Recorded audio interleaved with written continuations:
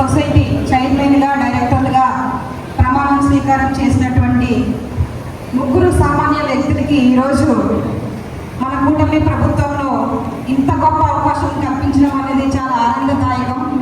ఈ విషయాన్ని నేను ఎందుకు చెప్తా ఉన్నానంటే, ఈరోజు మనం ఎమ్మెల్యే అయిన 2 సంవత్సరాల లోపే రాష్ట్ర వ్యాప్తంగా ఎన్నడూ లేని విధంగా రాష్ట్ర కమిటీలలో డైరెక్టర్లుగా మన నియోజకవర్గం నుంచి ఇప్పటికే ముగ్గురు వ్యక్తులు ఈ యొక్క అవకాశాన్ని సాధించినటువంటి ఘనత మన రంపచోడవరం నియోజకవర్గానికి మన చంద్రబాబు నాయుడు గారిని మరొకసారి మీ అందరికీ తెలియజేస్తా ఉన్నాను.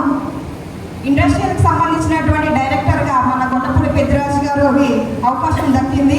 అదేవిధంగా ఎస్టీ కమిషన్ డైరెక్టర్గా దొడ్డే సునీత గారికి కూడా అవకాశం దక్కింది.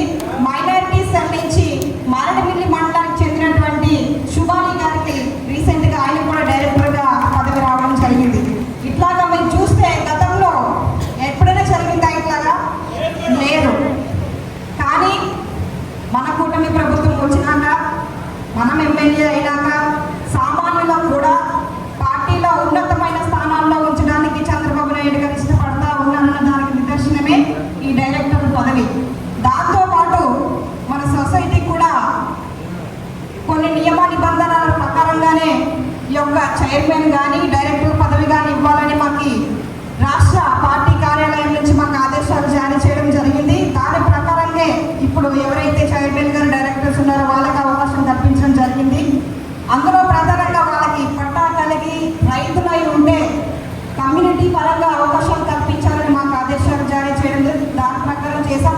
అయితే నేను ప్రధానంగా ఒకటే కోరుతా ఉన్నాను, గత ప్రభుత్వానికి మన ప్రభుత్వానికి వ్యత్యాసం చూపించేలాగా మన పాలన ఉండాలన్నదే నా యొక్క ముఖ్య ఉద్దేశం.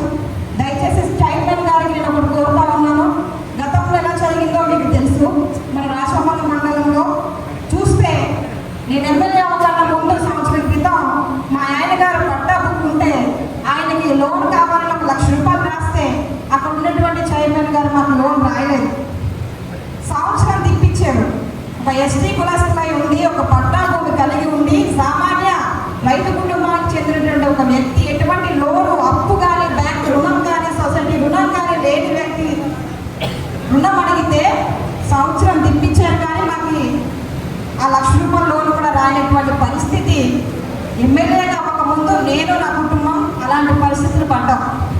కనుక చైర్మన్ గారు డైరెక్టర్ సార్ మిమ్మల్ని ఒకటే కోరుతా ఉన్నాం, ఇది సామాన్య ప్రజలందరూ కూడా అందుబాటులో ఉండాలనే ఉద్దేశంతోనే ప్రభుత్వాలు ఈ సొసైటీలో మనకు ఏర్పాటు చేయడం జరిగింది.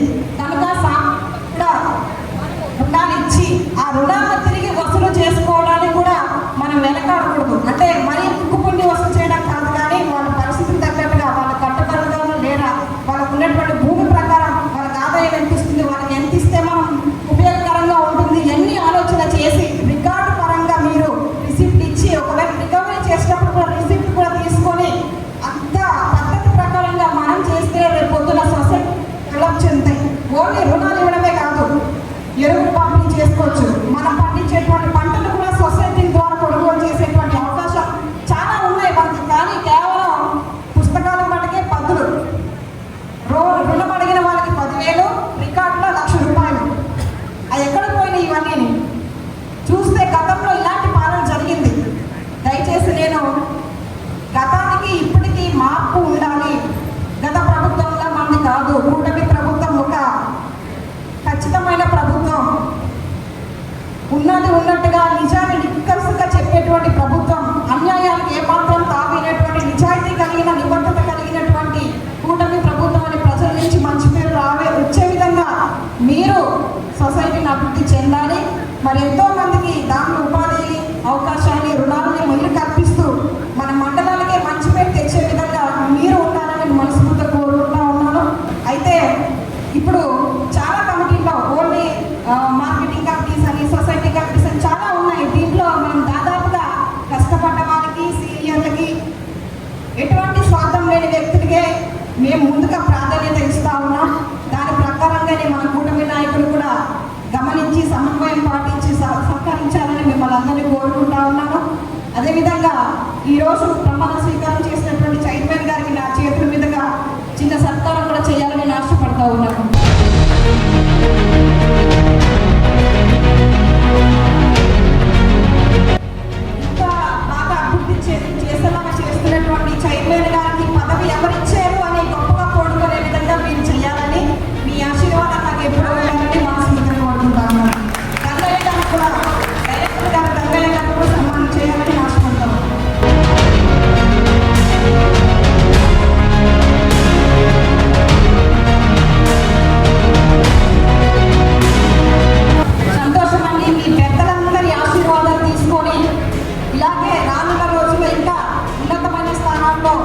మీ అందరి ఆశీర్వాదాలు